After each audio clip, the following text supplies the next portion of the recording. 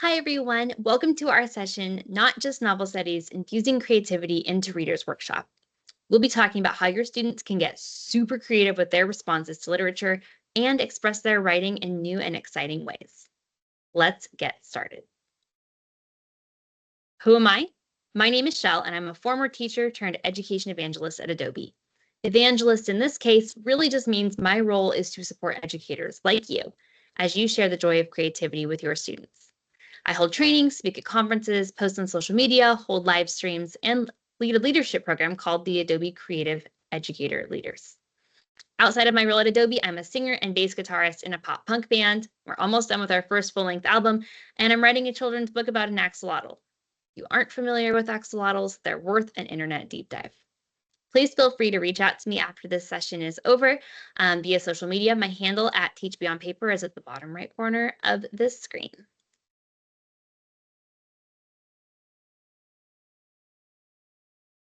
Anyways, let's jump right in. I want you to picture this. Your students.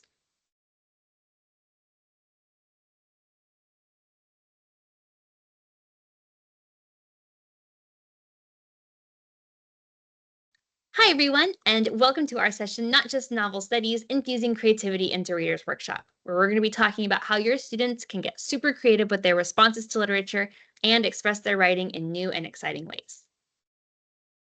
Who am I? My name is Shell, and I'm a former teacher turned education evangelist at Adobe. Evangelist in this case really just means that my role is to support educators like you as you share the joy of creativity with your students. I hold trainings, speak at conferences, post on social media, hold live streams, and have a leadership program called the Adobe Creative Educator Leaders. Outside of my role at Adobe, I'm a singer and bass guitarist in a pop punk band, and we're almost done with our first full-length album, and I'm writing a children's book about an axolotl. If you aren't familiar with axolotls, they are worth an internet deep dive. Please feel free to reach out to me after this session via social media. My handle at Teach Beyond Paper is just down in the bottom right corner of this screen. Anyways, let's jump right on in. I want you to picture this. Your students are reading books that are a good fit for them. Not only are they reading, but they're taking their learning and they're synthesizing it and they're analyzing it. They're taking the knowledge they've gained and they're finding a way to creatively express it. You have everything you need to get started. Today, we're going to demystify the art of creative literacy and make it really simple for you to enhance student learning and make it fun. But how do we do this?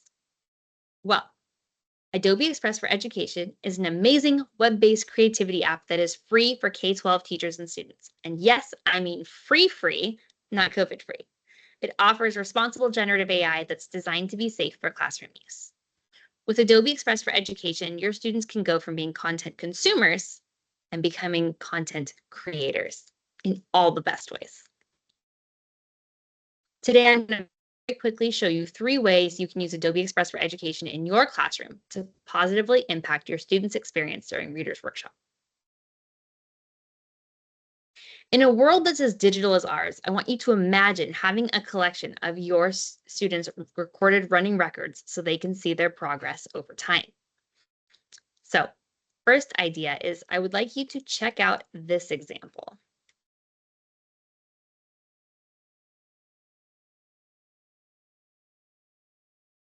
I'm going to stop sharing and share the new screen here for you.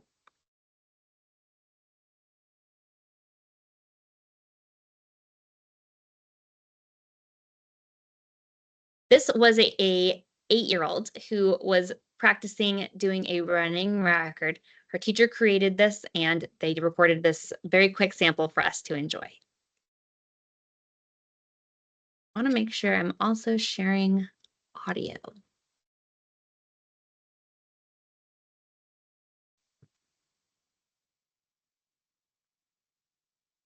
The smallest goat said, "No, don't eat me. My brother's coming soon, and he's much bigger and tastier than me." So this student used our animate character tool that's within Adobe Express to record herself reading this text.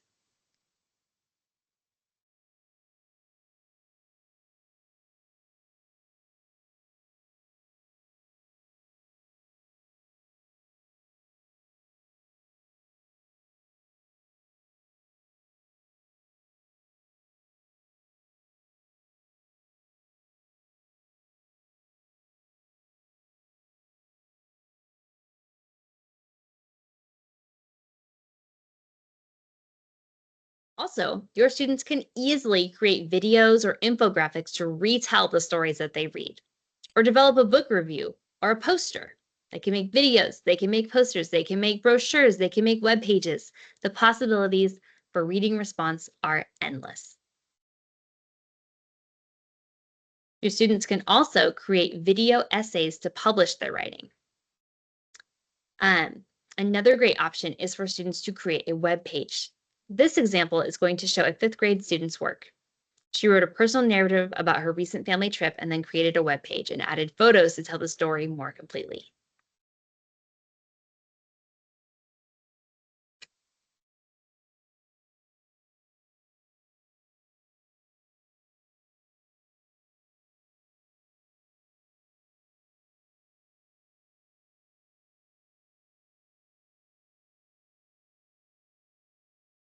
As you can see, she added photos, she included quotations. We called this the split layout, so she was able to put her story and writing on the side and then add a picture on the other side. She included lots of different elements from her trip that she took and a final reflection at the end with a photo. This was super easy for her. It didn't take her a super long time, but she was able to take the writing she had done and then publish it in a really visual way.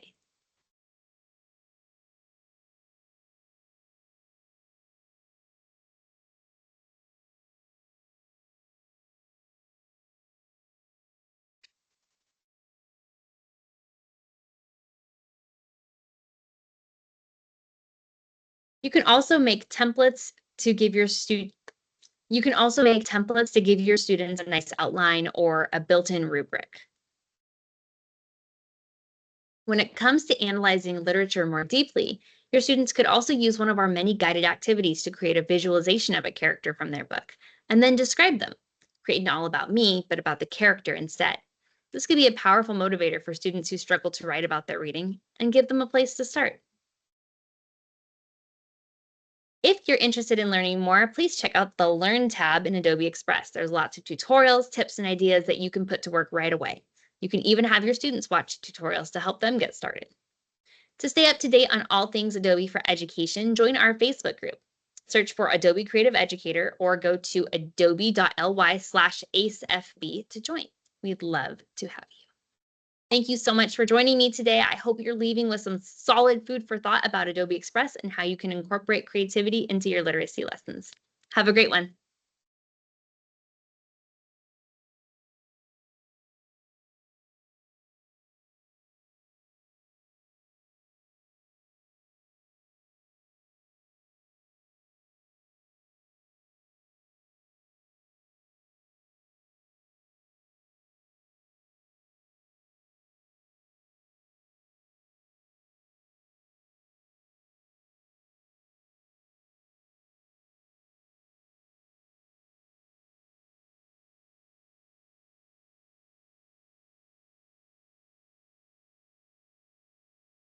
Let's give one of these guided activities a try. This is the Adobe Express for Education homepage. Things change a little bit throughout the year. This is a seasonal card that we would have. But as you scroll down, we have quick actions, templates for all sorts of different subject areas, and guided activities that you can use for all kinds of subjects.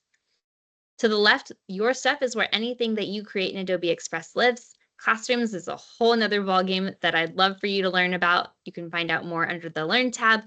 And down here at the very bottom left corner is Educator Resources. If you click on that, you will see all of our guided activities. You can find them here, and you can find them right here. We're going to dive into one just real fast during the time that we have today, and we are going to make ourselves into an action figure with generative AI. So as I click into this, it opens what we call the editor. The guided activities are great because they have these videos that you can follow, and they'll give you step-by-step directions. You can also click on Get Started and have written directions for anyone who's like me and prefers to read it rather than watch a video. All right, I'm going to click this Zoom button and zoom out just a little bit so I can, not zoom in, zoom out, so I can see what I'm doing. And from here, I'm going to start editing this because this does not describe me, this does not fit me, but I want to make this my own.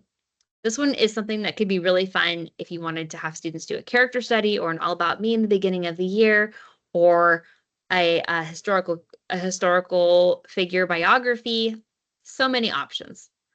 So I'm going to start by jumping right into the AI piece by clicking on my character. I'm going to go over here to generate image. And from here, I can edit the prompt that was used to create this image to make my own. I will tell you the pro tip here, you don't have to use these parentheses. They don't actually get taken into account when creating anything, but they do make it really easy to edit. So if you're creating prompts for students, the parentheses can be really nice because it gives them a place like, oh, that's the placeholder. That's where I need to make a change or put something in. So for example, I have hazel eyes and wavy, sandy hair. Again, hazel eyes, a purple shirt, and black jeans with white shoes and no glasses. So we'll just take that out. I'm not going to be holding a soccer ball. I actually play guitar, so I'm going to say bass guitar. Okay, Bob will have a big head and small body on a, let's say, instead of on a plain background, let's say in a Oregon forest. That's where I'm from. I'm going to push generate, and it's pulling everything from our Adobe stock, which means it is designed to be classroom safe. Everything is pulled from Adobe stock, which means that all of the artists whose work is considered in the model, which we call Firefly, they've been compensated for their work, and they know that it's being used for these purposes. So I've got some choices here that I can go through. I kind of like her. She looks like really ready. I don't have bangs, but I like it anyways. I am going to generate one more just to see. You can hit that generate more button. I could also go back up and change my prompt if I needed to refine it a little bit and make it something that maybe fits a little bit better for what I'm looking for. It's going to keep thinking for a few minutes. Let's see. Yeah, I still kind of just like this one. She looks like very determined. So I think I'm going to keep her, and then I'm going to come up here and change. Plays bass, loves tacos, and plans to write 3 songs this year. Okay, got that. Got to change the name to Shell. And we'll say Shell is focused, yes. Caring, yes. Her favorite subjects are science, nope. Music and writing. Then I just want to say something very quick. If I don't want to spend much time changing all these colors, I don't know about you, I often had students who would spend so much time trying to pick just the right colors for things. Up here, there's this little paint palette. If you click on that, it lets you change the theme super quickly. So I could go here and see that doesn't look great because things aren't popping the way I would like for them to. But I can hit this shuffle button until things look a little bit more the way I would like to see them look. I could also go in and find a different one if I wanted to mix up the colors in a different way. I could go down here and search for maybe there's a vibe like maybe I want to do